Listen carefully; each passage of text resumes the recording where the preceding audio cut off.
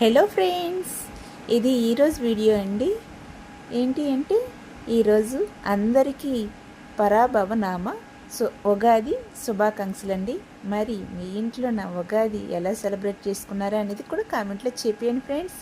మరి మార్నింగ్కే ఫ్రెష్ అయిపోయిన వెంటనే ఈ విధంగా పూజ అయితే మాత్రం చేసుకున్నాను. మరి ఉగాది పచ్చడి లేకపోతే ఎలా చెప్పండి. మరి మీ ఇంట్లో ఉగాది పచ్చడి చేసుకున్నారా? మరి మా ఇంట్లో అయితే మాత్రం ఉగాది పచ్చడి అయితే చేసుకున్నాను. చాలా బాగా కుదిరింది, పిల్లలకైతే చాలా బాగా నచ్చిందండి.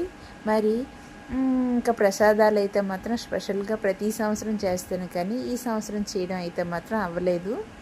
అందుకే సింపుల్గా ఈ విధంగా పూజ అయితే చేసేసుకున్నానండి. ఇంతకీ మీరు పూజ ఎలా చేసుకున్నారనేది కూడా కామెంట్లో చెప్పండి ఫ్రెండ్స్. వీడియో ఎలా అనిపించిందండి?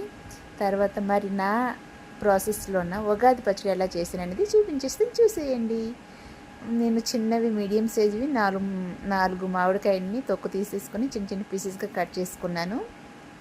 అందులోకి ఉప్పు, కారం వేసుకోవాలనుకున్న కారము, లేదంటే పెప్పర్ అయినా వేసుకోవచ్చు. పులుపు, బెల్లం, తర్వాత వేప పువ్వు ఉంటుంది కదా, అది వేసుకొని బాగా మిక్స్ చేసుకున్నాను. చింతపండు పులుసు వేసుకొని బాగా మిక్స్ చేసేసి దేవుడి దగ్గర అయితే మాత్రం ప్రసాదం పెట్టేశానండి. ఇది అండి వీడియో నచ్చితే ఒక చిన్న లైక్ వేసుకొని సబ్స్క్రైబ్ చేసుకొని ఫాలో కూడా చేయండి ఫ్రెండ్స్. ఇంతేనండి వీడియో. Bye bye.